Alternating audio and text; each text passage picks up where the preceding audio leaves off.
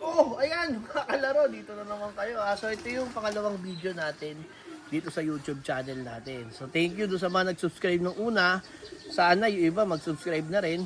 Saka kung meron kayong mga kamag-anak, kaibigan, saka mga kung sino-sino pa na pwedeng gustong matuto sa kalapate, manok na pag-aalaga, pag-subscribe yun na rin para masubscribe pa ng iba. Kaysa subscribe pa ng iba, okay ha?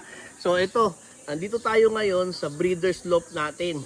Kung saan, dito natin binibreed yung mga panglaban nating mga ibon at saka yung syempre mga pang-stock natin. So ipapakita ko lang sa inyo yung ating kulungan para meron kayong idea. Kagaya nung kahapon, pinakita ko sa inyo yung ating Flyers Loft. Ngayon naman, ipapakita ko naman sa inyo yung ating Breeder's Loft para meron kayong idea kung paano yung magandang design. Ito ay para sa akin lang ha. Ito yung tingin ko na magandang design para sa akin. So baka gusto nyo rin kopyahin, makakuha kayo na idea, mas mapaganda nyo yung inyong kulungan. So ito rin, sama-samang idea rin to sa mga nakikita nating mga fanciers na yung nakita ko sa loob nila, ginawa rin sa loob natin, pinagsama-sama natin para maging ganitong ating kulungan. So itong breeder's loft natin, dati maliit lang to. Kung mapapanood nyo yung mga vlog dati ng mga vloggers, sila Ex Machina, nila JKT, maliit lang tong breeder's loft natin. Dati ano lang to, sakto lang, parang mga 30 birds lang. Pero dahil nanalo si RY4 Ultra, yung ating isang winner na South, yung PI line cross palaspas natin, yung napanalunan natin doon, pinagpagawa natin, in-extend natin itong kulungan natin, kaya lumaki siya. So mga kalaro, yung mga hindi pa nakapag-subscribe dyan, subscribe na kayo, like, share, and subscribe. Ha? Liga, papakita ko sa inyo yung kulungan natin. Liga, so ito na yung kulungan natin ha. So, ito yung dalawang section natin. Isang pang-cock, isang pang-hen. So, talagang magkahiwalay sila. Hindi sila pwede magsama kasi dadami sila at saka hindi natin mapipigilan yung pag-itlog. So, pasok tayo sa loob. Yan.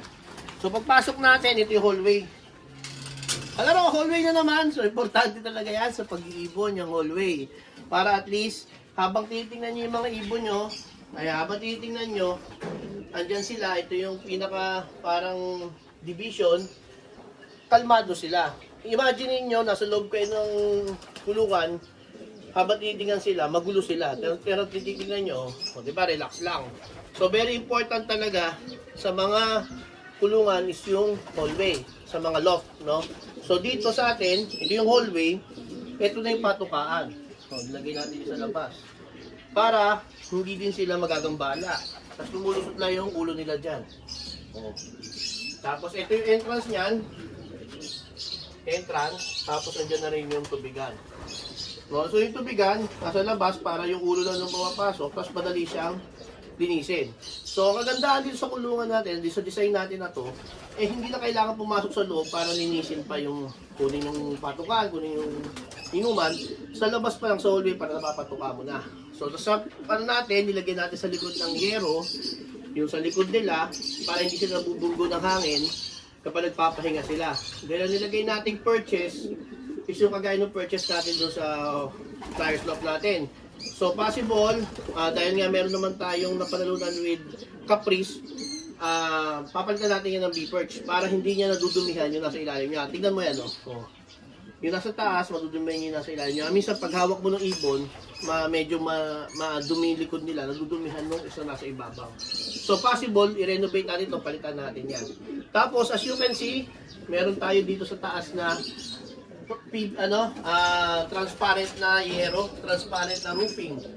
PVC ito. So para yung light niya, natural light sa loob. So as you can see, tawag dito, nilagay natin talaga yan para tipid tayo sa ilaw. So kapag tanghali o kaya medyo maulan, may maganda pa rin yung lighting sa loob. Tapos ito sa hen section, same lang din. Ito yung patukaan natin, ito yung painuman, tapos ayan yung mga purchase. So, yun yung mga purchase natin. Mga purchase natin, again, possible palitan natin ng B-perch yan kasi nagkakadumihan sila. Hindi nagiging maganda yung papalit ng balahibo, tapos minsan nagpapahinga, nadudumihan, medyo hindi maganda yung nagiging kalagayan ng mga ibon. Kaya papalitan natin yan ng B-perch. Tapos, kung nakikita nyo, medyo pinakalakalawang na to, i-renovate na rin natin yan, papapinturahan natin. So again, ito yung sa atin ha, dalawang patukaan sa gilid, painuman, left and right, cock hen. So ito, ang capacity nito, mga 40-40. So possible, kung sakaling magka-budget pa ulit, medyo pas palakihan natin para mas marami tayong mag-stock. Dito, naglagay tayo ng dalawang pero mga luma na yan, dalawang whiteboard na natin nilalagay yung mga schedule. Tapos, ito, meron tayo ng record book.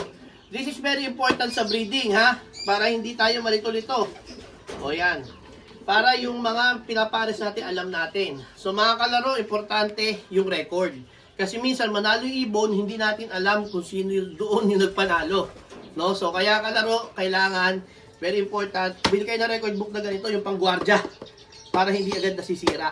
Doon yung isusulat lahat yung nangyayari sa breeding ninyo. Yung magkapares, sa kayo naging inaanak. Okay. So ganito. Tapos, ito na yung mga breeder's cage natin. So, meron tayong 30 na butas na breeder's cage, no? 10, 10, 10. So, paano naging 10 yan?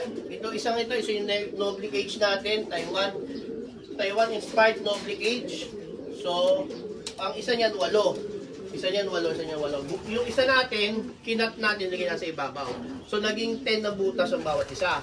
So, para sa akin, ginawan ko ng ito, A section, A1, 2, 3, 4, 5, 6, 7, 8, 9, 10. A ito, no?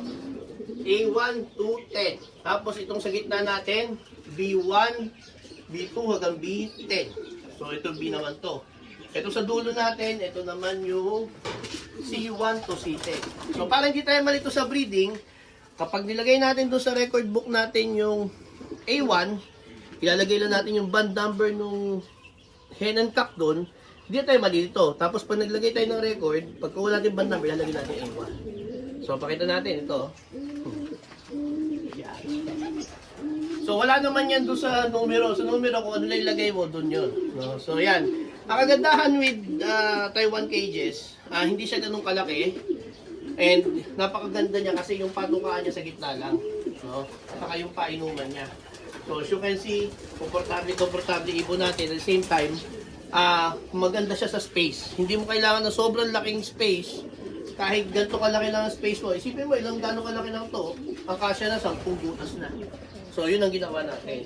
Pero kung magpapalaki pa tayo ng breeder cage, kung meron pa akong space at saka meron pa tayong budget, mas papalaparin ko lang siya. Mas maraming ibon left and right, tapos mas maraming butas ng mga Taiwan cages, no? So yun, kung may nakuha kayo idea, gusto nyo tong idea dito sa loob natin, pwede naman kahit hindi buo, pwede ka naman kumuha dito ng kapiraso lang. Let's say for example, gusto mo tong pakainan sa labas, itong pakainan sa magkabila, saka ditong painuman. Pwede mo tong gawin, i-separate mo na yung breeder cage. Pero para sa akin, kaya ko to ginawa para komportable na. So, isipin mo, pagpasok ko dito ng umaga, pakainin ko yung mga breeders ko, yung mga stock birds natin. Tapos, diretso tayo dito, papakainin din natin lahat yan. Tapos, lalabas ka na. No? Kapag ginawa mo, magka-iwayway pa, baka mahirapan ka pa palipat-lipat doon. At the same time, kaya ako ginawan to ng pinto dito, saka pinto dyan, ito na yung nagsisilbing double door nila.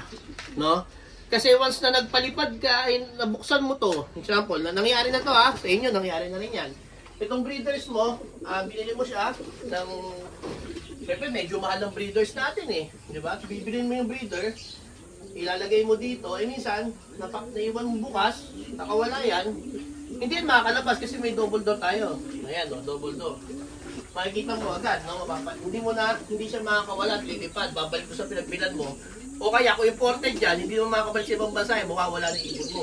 So ang ginawa natin, kahit dito sa mga stock bird natin, yan, kahit makawala sila dito, hindi sila makakalabas doon dahil sa double door. Okay na? So sana may matutunan kayo mga kalaro. And kalaro, sana mag-subscribe tayo para mas dumami yung mga pwede natin matutunan. And comment down below kung ano pa yung mga gusto nyo matutunan na pwede ko i-share sa inyo. Comment nyo lang po para at least ma-share ko yung kaalaman ko doon.